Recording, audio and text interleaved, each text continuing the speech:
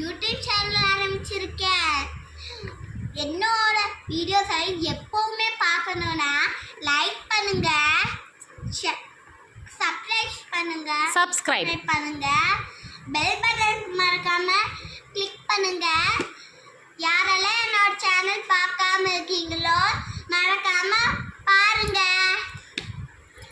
நாளைக்கு எனக்கு தமிழ் எக்ஸாம். நான் உங்களுக்கு ஒரு பாட்டு பாட போறேன். எப்படி இருக்குன்னு சொல்லுங்க. பாட்டா?